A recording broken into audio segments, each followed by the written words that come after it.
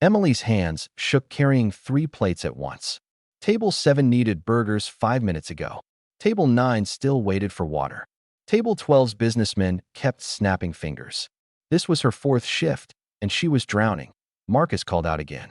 The hostess shoved another table at Emily.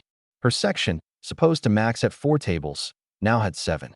She forced a smile at table 14, a tired-looking man in a faded hoodie who simply nodded for water. From his corner booth, Marcus Chin watched chaos unfold. He wasn't supposed to be here.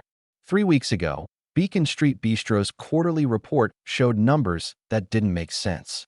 Revenue down, turnover up, complaints tripled. The GM, Todd Brennan, blamed entitled staff who can't handle pressure. Marcus came undercover to see the truth.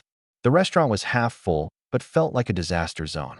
Emily practically sprinted between tables while 2 servers chatted by the bar. A boozer watched Emily struggle without helping. The manager nowhere'd BY 12:30. Emily had entered wrong orders twice, forgotten silverware, spilled tea on her apron. When she finally brought table 7's burgers, one man shoved his plate away. "This is cold." At the POS system, fumbling to comp the meal, Todd appeared. "You messed up their order." The kitchen was backed up. "That's not an excuse. You're costing us money. If you can't handle the floor, maybe this isn't the right job." Marcus saw everything. Todd had emerged once, only to berate Emily publicly. He hadn't redistributed tables or acknowledged the hostess seating people in only 2 sections while other servers stood idle. Marcus wrote in his notebook, "Understaffed. Poor section management. No leadership. Staff morale non-existent." He looked at Emily's file. 3 weeks, no experience, already drowning. System failure, not staff failure.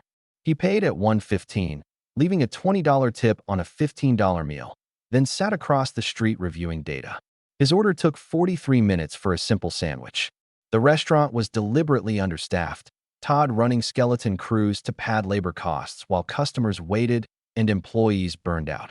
Marcus watched Emily push through the side door, still in her stained apron. She sat on the curb, head in her hands. He'd seen this pattern before. Blame the vulnerable, protect the system. Back at his office Wednesday, Marcus pulled employee records. In Todd's 8 months, 11 employees quit. For filed HR complaints marked, resolved, without follow-up. Exit interviews told the story. Hostile work environment. No support from leadership. GM played favorites. Todd's performance reviews were glowing despite 50% turnover and plummeting customer satisfaction.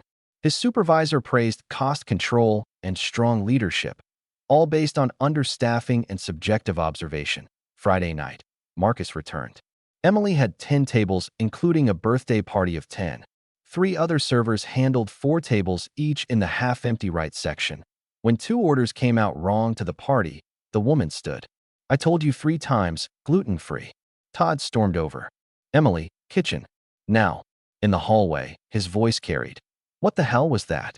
"I entered it exactly. Then you entered it wrong. You know what? I'm done. You're fired. Clock out now." Emily stood trembling, nodded, and walked toward the exit. Marcus moved. He stopped in front of Todd and pulled out his business card. Marcus Chin, founder and CEO, Beacon Restaurant Group. Todd's face went white. "Go to your office. Stay there. We'll talk shortly." Marcus reorganized the floor, split Emily's section, ran the expo station himself, and called her back inside.